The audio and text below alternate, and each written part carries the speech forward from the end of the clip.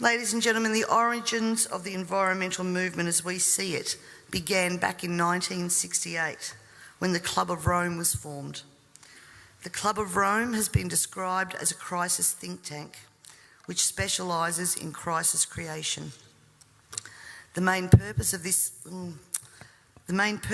think tank was to formulate a crisis that would unite the world and condition us to the idea of global solutions to local problems. In a document called The First Global Revolution, authored by Alexander King and Bertrand Schneider, on pages 104 and 105, it stated, "In searching for a new enemy to unite us, we came up with the idea that pollution, the threat of global warming, water shortages, famine and the like would fit the bill. All these dangers, of course, will be caused by human intervention that will require a global response." That's the origin of global warming, ladies and gentlemen. In 1975, Australia agreed to bring in a new economic order via the Lima Declaration on the Second Conference of the United Nations Industrial Development Organisation.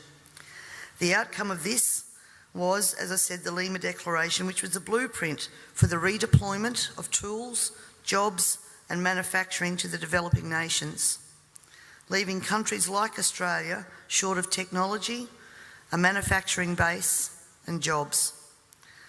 Blind Freddie can now see what the outcome of that has been for our country, with their unworkable trade and tariffs agreements hand in hand with this that have followed as a matter of course.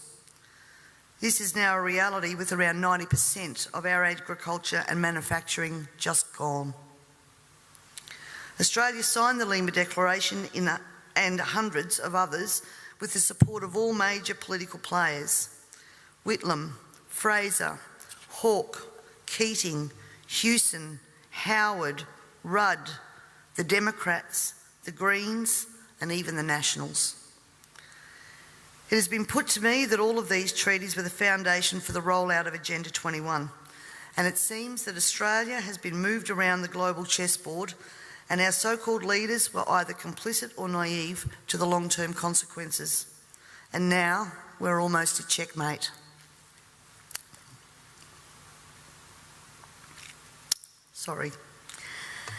In 1992, former President of the United States, George Bush Sr. said, "Effective execution of Agenda 21 will require a profound reorientation of human society, unlike anything the world has ever experienced.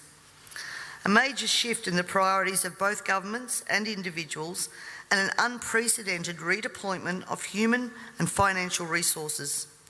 This shift will demand that a concern for the environmental consequences of every human action will be integrated into individual and collective decision-making at every level." Cutting through the code, I want everyone to consider what the words "profound reorientation of all human society" and "unprecedented redeployment of human and financial resources" actually means. For everyone here tonight not familiar with Agenda 21, I would suggest that this is the beginning of your learning curve, not the end. In 1992, Maurice Strong, Secretary General of the UN Earth Summit and member of the Club of Rome, said, "It is clear that current lifestyles and consumption patterns of the affluent middle class, involving high meat intake, consumption of large amounts of frozen and convenience foods, use of fossil fuels, ownership of motor vehicles, small electrical appliances, home and workplace air conditioning, and suburban housing are not sustainable." Put those statements together with the previous one, and it must become clear that Agenda 21 is about controlling every aspect of our lives: how we eat, what we eat, how much we eat, how we move around, food production, the amount of food, and where we even live. Dixie Ray, former Washington State Governor and Assistant Secretary for Oceans and International Environmental and Scientific Affairs, stated, "Agenda 21 seeks to establish a mechanism for transferring the wealth from citizens to the third world. Fear of environmental crisis would be used to create a world government and UN central direction. From a report in the 1976 UN's Habitat I conference, land cannot be treated as an ordinary asset, controlled by individuals and subject to the pressures and inefficiencies of the market.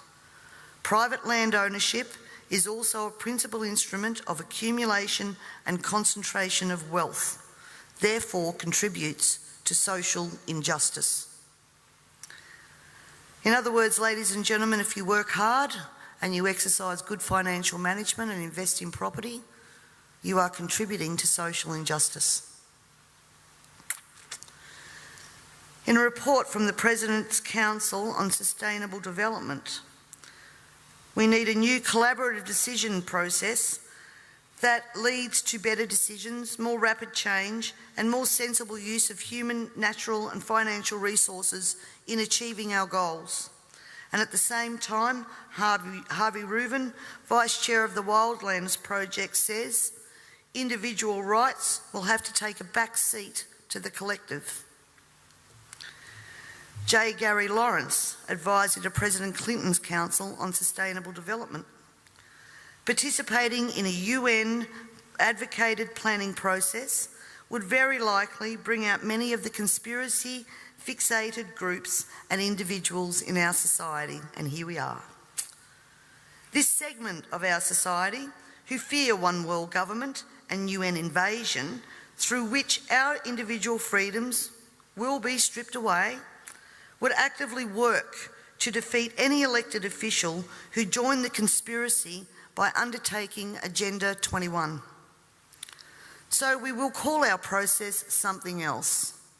We will call it comprehensive planning or growth management or smart growth. We ended up with sustainable development. The redeployment of human and financial resources has now become visible to us all via the cut to services and programs to assist the sick, the young, the elderly, and of course the creation of another level of poverty now identified by the term the working poor. I was speaking to a person last week and he said to me, if Hitler was still around, he'd be sitting back thinking, I didn't need bullets for a global takeover. And he'd be right.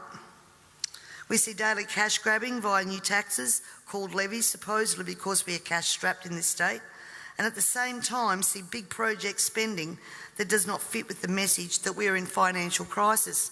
But we the people have to tighten our belt, while the government seems absolutely unaware and unconcerned of the amount of debt that it is accumulating.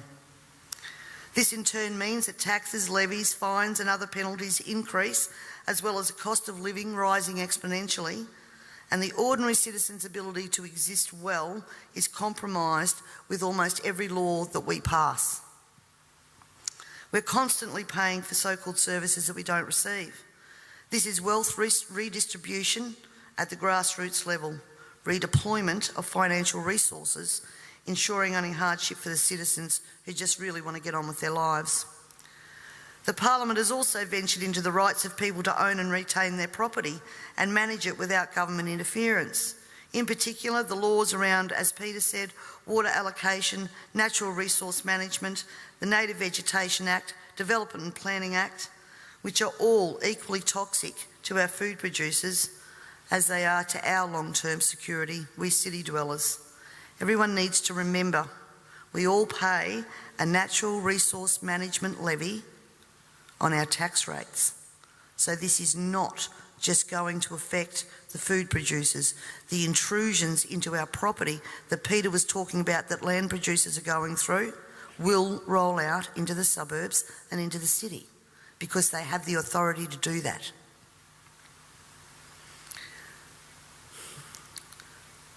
We all have already fiddled in Parliament with land titles of people in rural areas, and I'm talking about the Barossa and McLaren Vale legislation that passed. And the buzzwords used to justify that was heritage status. At the same time that our right to own and manage our land, have access to water, produce adequate food to ensure that our only option is not to consume often toxic and substandard food from places like China, This government has been working overtime to take away our rights to common law through many pieces of legislation. Common law is what guarantees us an ability to correct injustices.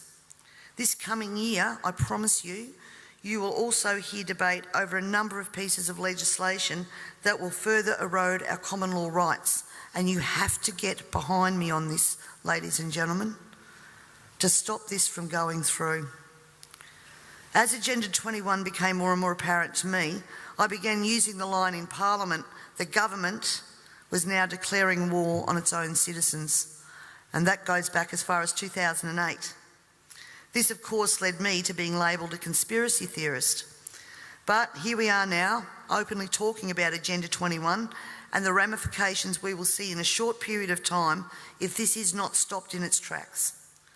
Let me just say that I often hear we cannot stop what is happening. Two-party preferred system, vote Labor, vote Liberal, what does it matter? And in fact, that's probably true for the House of Assembly, because that's where government's formed. But ladies and gentlemen, here in South Australia we have the Legislative Council, the House of Review. And my friends, that is where the true power does lie. And the last thing that governments want you to understand is that no matter who is in power, the Legislative Council is there for checks and balances. And when the Legislative Council isn't overly influenced by the major parties, legislation can be blocked.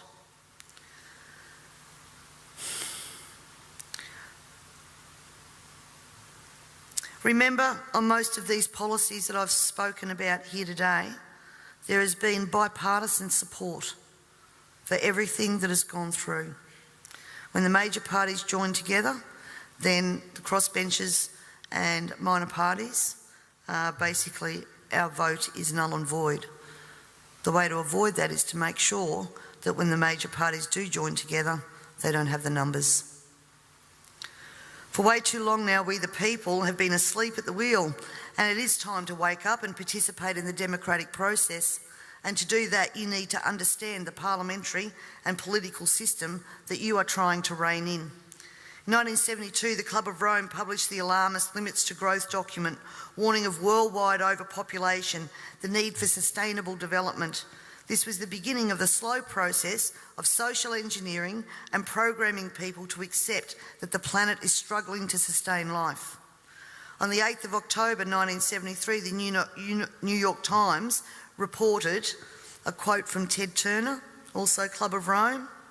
The social experiment in China under Chairman Mao's leadership is one of the most important and successful in human history.